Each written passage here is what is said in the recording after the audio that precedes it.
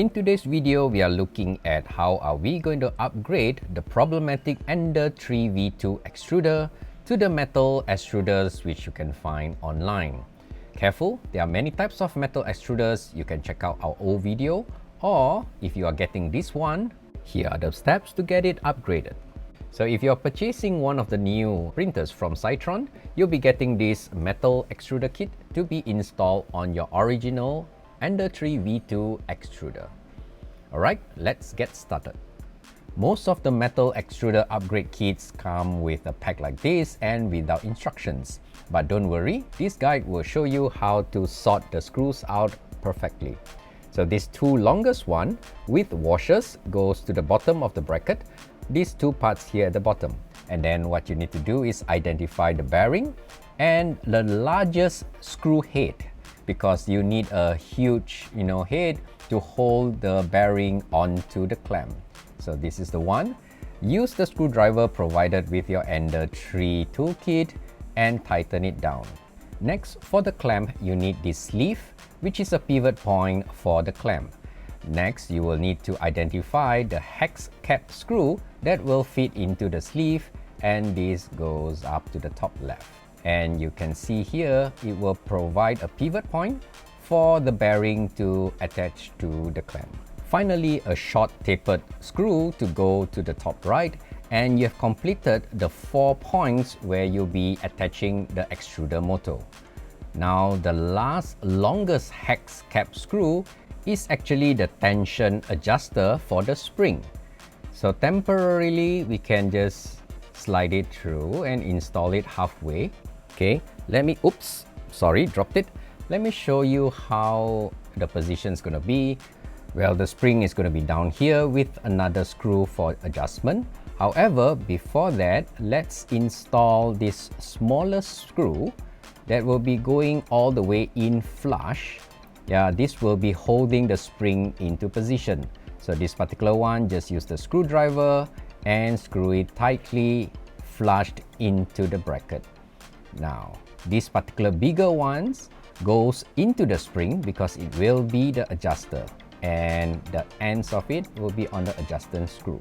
So this is how you assemble it. The screw goes into the spring and the bottom part of the spring to the screw holder. I will show you in details when we assemble it, and this particular kit comes with a extruder gear as well. Alright, the hardest part is already done. The next part is fairly easy. We just need to remove the extruder and the extruder motor. So I'm just going to talk you through. Just remove the screws to take off the clamp, and then tighten this up so that it's easier for you to access to the rest of the screw. Remove the 4 screws that are holding the extruder motor, dismantle the motor, and now we are ready to put in the new metal extruder. So first of all, position it so that the 2 screws can go through the original hole and holder.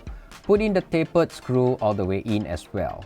And now, using just these 3, make sure that the extruder motor is aligned correctly and tighten them up. Next, we will swap out the old gear with the new extruder gear, which is more efficient.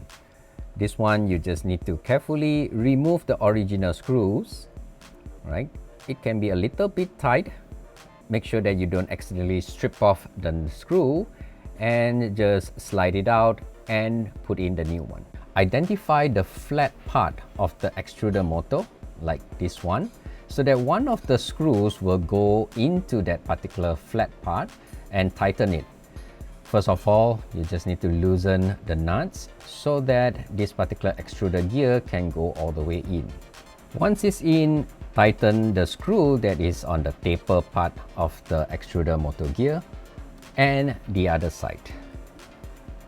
So be careful not to strip the screw as we don't want to damage it. Now, the last screw for the extruder motor comes together with the clamp. So position the last one, and then let's tighten the last screw all the way in. Give the clamp a little wiggle to make sure that it can move freely. Last but not least, we're going to install this particular spring with the guide screw. So the guide screw goes onto the spring. The bottom portion of the spring goes into the bracket, and let's give it a little bit of a compression to the spring so that we can slide the guide screw onto the adjuster. Now by adjusting this particular screw, we can actually adjust the tension of the clamp. That looks like the right tension. Okay, for the pneumatic coupler, I've just transferred over from the original one. Slide in the Bowden tube, make sure it's all the way in and lock it down. Put back the extruder motor knob. This is only applicable for the Ender 3 V2. For the rest of the Enders or the other models, you can 3D print yourself. And now we are ready to test.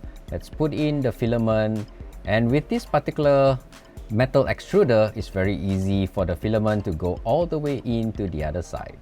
Since it's all smooth and tested, the last part is to insert the Bowden clip clamp. And with that, we are done with installing this metal extruder for Ender 3 V2. Hope you enjoyed the video.